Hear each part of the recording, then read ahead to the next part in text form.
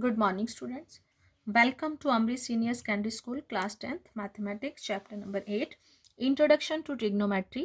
बच्चे आज हम इसका कर रहे हैं पार्ट नंबर 7, जिसमें हम अपने एक्सरसाइज 8.2 के सम नंबर सेकंड से कंटिन्यू कर रहे हैं. पिछले पार्ट नंबर 6 में हमने 8.2 एक्सरसाइज शुरू करी थी और उसका फर्स्ट सम जो था उसके पार्ट्स करे थे. अब सेकंड सम की स्टेटमेंट है choose the correct option and justify your choice. मतलब कि मुझे कुछ सम्स के कुछ पार्ट्स दिए गए हैं, उनके आगे मेरे को जो ऑप्शंस उनकी हैं वो दी गई हैं, इनको हमने सॉल्व करना है और मेरे उनको सही ऑप्शन चुननी है इसमें से. तो फर्स्ट पार्ट की स्टेटमेंट पहले देखते हैं. यहाँ है 2 tan 30 degree by 1 + tan square 30 degree. तो हम पहले इसको सॉल्व करते हैं, बाद में हम अपना जो है सही आंसर जो है वो उसको चूज करेंगे, करेक्ट ऑप्शन बाद में. तो जैसे कि यहाँ 2 है, tan 30 टेबल हमने पिछली वीडियो में सीखा था कि कैसे बनाना है. tan 30 की वैल्यू क्या होती है 1/√3. तो यहाँ मैंने tan 30 की वैल्यू फिल कर दिया 1/√3 बाय नीचे है 1 + tan स्क्वायर 30 डिग्री. तो 1 प्लस यहाँ भी tan 30 की वैल्यू लगा के उसका स्क्वायर कर दिया मैंने. तो ये 2 1 के साथ मल्टीप्लाई हुआ 2/√3 आ गया. तो जब मैं 1/√3 का स्क्वायर करूंगी तो मेरे पास क्या आ जाएगा 1/√3 इंटू 1/√3. 1 को 1 के साथ करेंगे तो 1 आ जाएगा, पर √3 को √3 के साथ करेंगे तो √3 का स्क्वायर, स्क्वायर से स्क्वायर रूट कट जाएगा. तो यहाँ बच जाएगा मेरे पास 1/3. तो आगे अगले स्टेप में मैंने क्या करा, इसका बटा कुछ नहीं है तो 1 लगा लिया. यहाँ आ गया ऊपर 2/√3 और यहाँ मैंने एलसीएम ले लिया. 1 और 3 का एलसीएम क्या है मेरे पास 3. तो 3 इस साइड मल्टीप्लाई हो गया और 1 इस साइड मल्टीप्लाई हो गया. 3 + 1 तो मेरे पास अब आगे आ गया 2/√3 बाय 4/3. तो ये बचे, ये डबल बटा बन रहा है तो ये ऊपर जाके नीचे वाला जो है उसका रेसिप्रोकल हो जाएगा. तो 2/√3 इंटू 4/3 था, वो रेसिप्रोकल होके क्या आ गया 3/4. तो जिन नंबर्स की कटिंग हो रही है ऊपर नीचे हम कटिंग कर देंगे. 2 और 4 की कटिंग हो रही है, 2 1s का 2 और 2 2 का 4. तो कटिंग करने के बाद मेरे पास जो आंसर बचा है वो क्या है, मेरे पास यहाँ आ रहा है 3/2√3. तो मैंने जैसे कि पिछली वीडियो में भी बताया था कि हमने अगर नीचे अंडर डिनोमिनेटर के साथ नहीं अंडर का साइन आता है तो हम उसको रैशनलाइज करते हैं. अब रैशनलाइज करने के लिए जो नंबर है, जब सिंगल नंबर होता है तो जो नंबर होता है उसी के साथ हम नीचे ऊपर उसको मल्टीप्लाई कर देते हैं. तो उससे हम उसका ऐसे उसका रैशनलाइज करते हैं. तो जब वो पिछले समय पिछले थोड़े अलग तरह के थे, उसमें हमने क्या करा था, डिनोमिनेटर का साइन चेंज करके हमने रैशनलाइज करा था. तो ये जब 3 है √3 के साथ मल्टीप्लाई हो जाएगा तो क्या आ जाएगा 3/√3. अब इनको मल्टीप्लाई करेंगे तो ये बन जाएगा 2. ऐसे ही √3 को √3 के साथ मल्टीप्लाई करेंगे तो ये क्या बन जाएगा, जैसे मैंने ऊपर किया है 3 बन जाएगा. तो ऊपर नीचे 3 की कटिंग होगी और सॉल्व करके इसको जो है वो आंसर आ गया √3/2. अब मेरे पास 4 ऑप्शंस दी गई हैं. मैंने देखना है कि इन ऑप्शन, ये जो ऑप्शंस है, इन ऑप्शंस में से कौन सी ऑप्शन की जो वैल्यू है वो √3/2 है. अगर मैं sin 60 लूँ तो sin 60 है मेरे पास √3/2. cos 60 और किसकी क्या वैल्यू है 1/2. tan 60 जो है उसकी वैल्यू अकेली √3 है और जो sin 30 है उसकी वैल्यू 1/2. तो इनमें से सिर्फ अगर मैं यहाँ इसकी ऑप्शन लिखूं तो इसकी वैल्यू √3/2 है, वैल्यूज भर रही हूँ मैं यहाँ. इसकी वैल्यू मेरे पास 1/2 है, इसकी वैल्यू मेरे पास √3 है और ये है 1/2. अब मेरे पास आंसर आया √3/2. अब ये कौन सी ऑप्शन के साथ मैच कर रहा है, ए के साथ. तो मैंने इसके आगे आगे लगा दिया कि sin 60 डिग्री. तो ये मेरी जो ए ऑप्शन है उसके साथ मैच कर रही है. तो मेरा आंसर क्या आ गया ए. ऐसे ही बच्चे जरूरी नहीं है कि यहाँ sin 60 दिया गया हो. अगर यहाँ मेरे को cos 30 दिया गया होता तो cos 30 की भी वैल्यू जो है वो √3/2 है. आपने चेक करना है कि आपको जो ऑप्शंस दी गई हैं उनमें से कौन सी ऑप्शन की वैल्यू आपके आंसर के साथ मैच करती है. तो तब हम ऑप्शन को टिक करेंगे. ऐसे ही मेरे पास जो है वो सेकंड पार्ट है. सेकंड पार्ट की स्टेटमेंट क्या है 1 - tan square 45 by 1 + tan square 45. अब वो इसमें भी पूछ रहे हैं कि ये कौन सी ऑप्शन के साथ मैच कर रहा है. तो ऑप्शन दी हुई है मेरे पास, ए है tan 90, बी है 1 sin 45 और डी है 0. तो हम इसको सॉल्व करेंगे. 1 - tan square 45 by 1 + tan square 45 value fill कर देंगे. tan 45 की वैल्यू कितनी होती 1. tan स्क्वायर 45 है तो इसका मतलब tan 45 की जो वैल्यू होगी उसका हम स्क्वायर करेंगे. यहाँ मैंने लगा दिया 1 और माइनस का साइन था, 45 की वैल्यू कितनी थी, 10, 45 की वैल्यू 1, उसका स्क्वायर कर दिया। नीचे सेम वही है, सिर्फ साइन चेंज है, 1 प्लस 10, 45 की वैल्यू 1 लगा के उसका स्क्वायर कर दिया। तो 1 का स्क्वायर 1 ही होता है, 1 माइनस 1, नीचे 1 प्लस 1, 1 माइनस 1 0, 0 बाई 1 प्लस 1 2, तो 0 बाई कोई नंबर किसके इक्वल होता है, 0। अब मेरे को जो ऑप्शंस दी गई हैं इसमें मेरी डी ऑप्शन जो है उसका वो 0 है, तो मेरा जो आंसर है वो कौन सी है, डी ऑप्शन। मैंने यहाँ डी ऑप्शन लिखा है और आंसर मेरा क्या है, 0। अब इसके साथ ही इसका थर्ड पार्ट, अब अच्छा थर्ड पार्ट है sine 2a equal to 2 sine a is true when A किसके इक्वल है, वो कहते हैं 0 डिग्री, 30 डिग्री बी है, सी है 45, डी है 60 डिग्री। मतलब वो कहता है कि इन चारों ऑप्शंस में से, अच्छा जो मैंने पिछले सम करे हैं उनमें से वो थोड़ा मैंने अलग करा है कि उनमें मेरे पास वैल्यू दी गई थी, मैंने वैल्यू फिल करी है। मतलब एंगल यहाँ 40 जैसे यहाँ 30 दिया था, अगले में 45 दिया है, तो मेरे पास एंगल दिए गए थे, तो मैंने उन एंगल्स की वैल्यू भर के उसको सॉल्व करा, फिर देखा कि मेरा जो आंसर है वो कौन सी ऑप्शन के साथ मैच करे। पर इस सम में थोड़ा उल्टा है। अब वो कहता है कि इन ये जो मेरे पास चार ऑप्शंस है कि यहाँ मैं ए की जगह कौन सा एंगल लूं कि जिससे ये मेरी दोनों साइड्स जो है वो इक्वल हो जाए। तो इसमें मैंने क्या करना है, मैंने ऑप्शंस को टर्न बाय टर्न उठाना है और फिर उसकी वैल्यू जो है वो निकालनी है।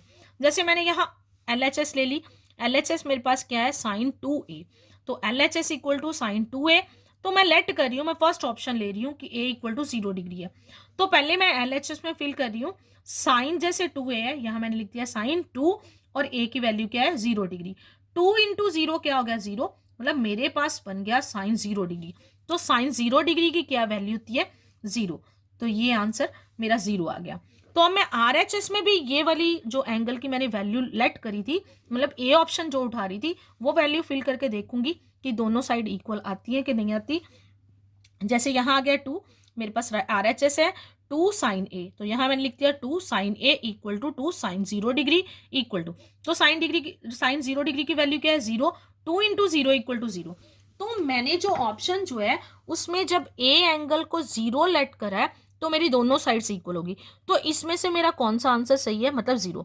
अब एक बार मेरा आंसर जो है ठीक आ गया तो मुझे आगे की ऑप्शन जो है वो लेने की जरूरत नहीं है, उनको सॉल्व करने की जरूरत नहीं है, क्योंकि मेरा फर्स्ट है और ज़्यादातर मोस्टली 0 पे ही दोनों वैल्यूज जो है वो इक्वल हो सकती हैं। फिर भी यहाँ मैं आपको एग्जाम्पल के लिए यहाँ 30 डिग्री लेके बताती हूँ। जैसे मेरे पास यहाँ है साइन 2a, तो मैंने 30 डिग्री ले लिया, तो क्या आ गया साइन 60 डिग्री, और साइन 60 की जो वैल्यू है वो है मेरे पास √3/2। और अगर मैं दूसरी साइड पे लूँ, साइन 2 है मेरे पास, 2 साइन 30 डिग्री लूँ, तो यहाँ 2 आ गया है, साइन 30 की वैल्यू 1/2, इससे 2 से 2 कट जाएगा, तो यहाँ है 1। अब यहाँ देखो जब मैंने दूसरी ऑप्शन उठाई है तो मेरी ये दोनों LHS और RHS जो है वो इक्वल नहीं है, तो मोस्टली 0 पे ही वैल्यूज इक्वल होती हैं, तो इसलिए जब एक बार आंसर इसका इक्वल आ जाता है कौन सी ऑप्शन उठाने पे, बाकी की ऑप्शन जो है वो आपको चेक करने की जरूरत नहीं होती।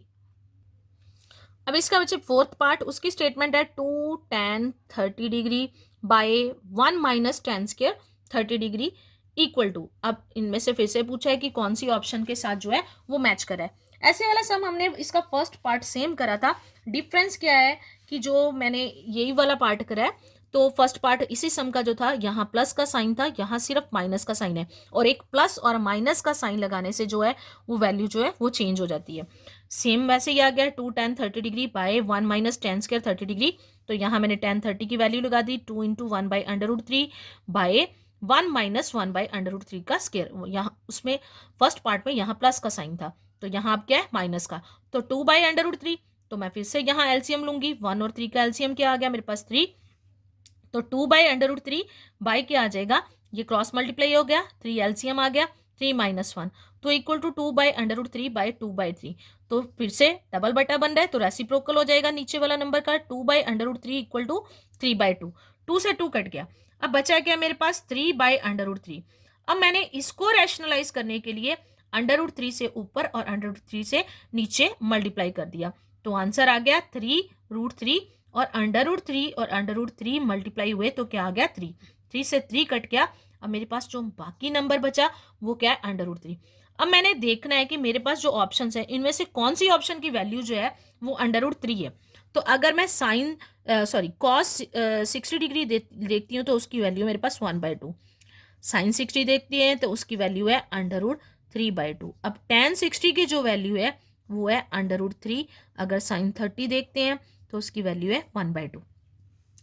अब ये जो मेरे पास चार ऑप्शंस दिए हुए हैं इनमें से मेरी सी ऑप्शन के साथ मेरा आंसर मैच कर रहा है, तो मैंने √3 इक्वल टू लिख लिया टेन 60 डिग्री और मेरा आंसर क्या आ गया, सी ऑप्शन। अब बच्चे इसी एक्सरसाइज का ये सम नंबर जो सेकंड है उसके आपके पास जो थे 4 पार्ट थे, और अब सम नंबर थर्ड देखते हैं वो कैसे है।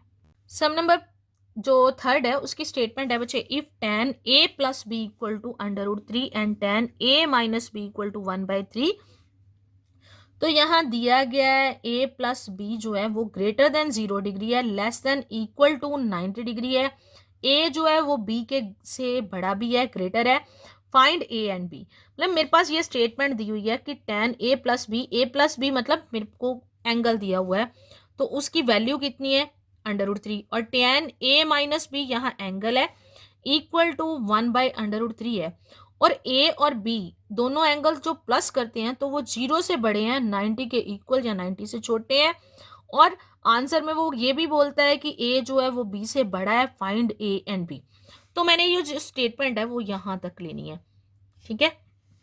अब जैसे मैंने यहाँ ले लिया फर्स्ट में tan a प्लस बी √3 के इक्वल है। अभी अभी यहाँ मैंने ऊपर वाले सम में करा था कि √3 tan में देखना है, अगर इस साइड tan लगा है तो आपने √3 देखना है कि tan कितने डिग्री की ये वैल्यू है। अगर बच्चे सम जो है वो चेंज भी हो सकता है, इधर साइन है तो साइन की ही इधर कोई वैल्यू दी होगी। आपने साइन में देखना है कि वो कौन से एंगल की वैल्यू है, जो दूसरी साइन है, कॉस है, सीकेंड है, कुछ भी दिया गया होगा। तो अगर यहाँ साइन a प्लस बी या कॉस a प्लस बी या सीकेंट a प्लस बी दिया होगा तो दूसरी साइड पे जो वैल्यू है वो उसी से रिलेटेड दी होगी। मतलब यहाँ साइन 0 की होगी, साइन 60 की होगी, साइन 30 की हो सकती है, साइन 45 की हो सकती है। मतलब कहने का मतलब ये है जो इधर ट्रिग्नोमेट्रिक रेशियो दी गई है दूसरी साइड पे जो वैल्यू दी गई है उसी ट्रिग्नोमेट्रिक रेशियो के किसी एंगल की वैल्यू होगी। तो जैसे ऊपर लिखा था √3 तो इधर tan था, tan a प्लस बी मैंने यहाँ लिख दिया कि ये tan 60 की वैल्यू, tan से tan काट दो या ना भी करो तो उनके कहने का मतलब अगर दोनों साइड पे ट्रिग्नोमेट्रिक रेशियो tan आ रही है तो इसका मतलब जो एंगल a प्लस बी है उसकी वैल्यू क्या है 60 डिग्री। मतलब मैंने यहाँ लिख लिया therefore a plus B equal to 60 degree. अब मैंने सेकेंड वाले को उठा लिया tan a minus B equal to 1/√3। तो tan a minus B equal to 1/√3, तो यहाँ मैंने लिखा है tan a minus B equal to tan 30 की वैल्यू, तो यहाँ मैंने लिख दिया 30 डिग्री। तो इसका मतलब ये जो एंगल है a माइनस बी इसकी वैल्यू क्या है 30 डिग्री। यहाँ मैंने इसको नंबर दिया था 1, यहाँ मैंने इसको नंबर दिया 2। अब मैंने इसको सॉल्व करना है तो मैंने लिख लिया फ्रॉम 1 एंड 2, मैंने दोनों इक्वेशंस लिख ली। ये हमारे थर्ड चैप्टर के जैसे हम वो एलिमिनेशन मेथड से सम को सॉल्व करते थे, अब हम वैसे इसको सॉल्व करके ए और बी की वैल्यू निकालेंगे। तो यहाँ आ गया a plus B equal to 60 degree, a minus B equal to 30 degree. तो यहाँ मैं दोनों इक्वेशंस को प्लस कर रही हूँ, तो b एक प्लस का एक माइनस का कट गए। तो a में a प्लस करा तो 2a, 60 प्लस 30 कितना बन गया 90 डिग्री। तो ये 2 जो मल्टीप्लाई हो रहा था दूसरी साइड जाके डिवाइड हो गया, कटिंग हो गई तो कितना आ गया 45 डिग्री। मतलब अकेला जो ए एंगल है उन्होंने ए एंड बी अलग अलग मेरे को फाइंड आउट करने के लिए दी। ए की वैल्यू कितनी आ गई मेरे पास 45 डिग्री। नेक्स्ट फ्रॉम वन मेरे पास इक्वेशन है a plus B equal to 60 degree. यहाँ मैंने a की वैल्यू फिल कर दी जो क्या है 45 degree plus b equal to 60 degree.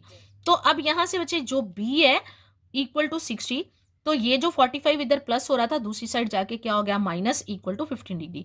तो आगे मेरे एंगल अलग अलग से निकल आए हैं, मतलब कि एंगल ए जो है वो कितना है मेरे पास 45 डिग्री का, और जो एंगल बी है वो जो एंगल बना मेरे पास कितने डिग्री का आ गया 15 डिग्री का। अब यहाँ अगर हम अपना सम ही देख लें तो उसमें उन्होंने बोला था कि दोनों एंगल को प्लस करते हैं तो वो 0 से बड़े होंगे, 90 के इक्वल भी हो सकते हैं और 90 से छोटे भी हो सकते हैं। यहाँ देख भी लो, अगर आपके पास ए है 45 और ये है बी है 15, दोनों को प्लस करके आता है 60 जो कि 0 से बड़े हैं और 90 से छोटे हैं।